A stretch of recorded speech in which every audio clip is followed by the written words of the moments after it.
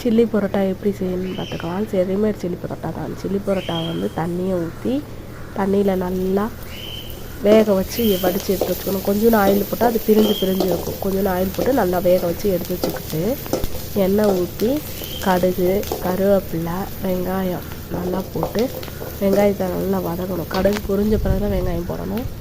வெங்காயம் போட்டு நல்லா வதக்கணும். நல்லா வதங்கவும் கொஞ்சோண்டு இஞ்சி பூண்டு பேஸ்ட்டு ஒரு 2 ஸ்பூன் வைங்க. 2 ஸ்பூன் இஞ்சி பூண்டு பேஸ்ட்டை போட்டு நல்லா வதக்கணும். வதங்கினதுக்கப்புறம்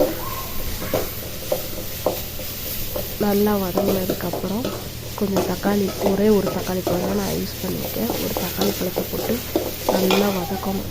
தக்காளி நல்லா வதங்கின பிறகு தக்காளி நல்லா வதக்கணும். லைட்டாக சால்ட்டு போட்டோடனே நல்லா வதக்கிட்டு நல்லா பொருளை வதக்கிட்டு அது நல்லா வதங்கினதுக்கப்புறமா குடமிளகாய் போடணும். குடமிளகாயை போட்டுட்டு நல்லா அதையும் சேர்ந்து நல்லா ஃப்ரை பண்ணணும். ஒரு அரை பதம் நல்லா ஃப்ரை ஆனதுக்கப்புறமா ஒரு 2 முட்டையை வந்து உடச்சி ஊற்றி நல்லா அதையும் சேர்த்து பொரிச்சிடணும். நம்ம தனியாக அந்த இதை வச்சு பொரிச்சிடணும். அந்த வெங்காயம் இதெல்லாம் ஒதுக்கி விட்டுட்டு அந்த முட்டையை அதில் ஊற்றிட்டு அந்த முட்டையை மட்டும் நல்லா பொரியல் பண்ணணும். நல்லா அது பொரிஞ்சு வந்ததுக்கப்புறமா மசாலா சேர்க்கணும்.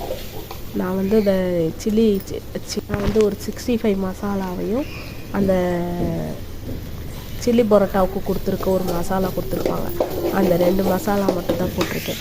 அந்த 2 மசாலாவையும் போட்டு புதினா மல்லித்தலையை போட்டுட்டு இந்த சில்லி பரோட்டா நம்ம வேக வச்சுருக்க சில்லி பரோட்டாவை அதில் போட்டு அப்படியே நல்லா பெரட்டணும். மசாலா நல்லா வர்ற வரைக்கும் நல்லா பெரட்டணும். உதிரியாக உதுத்துக்கோங்க.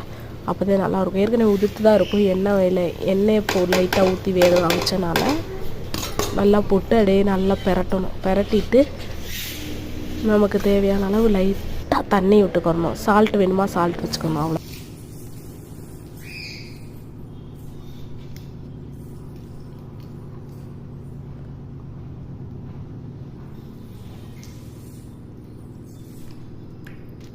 Ready,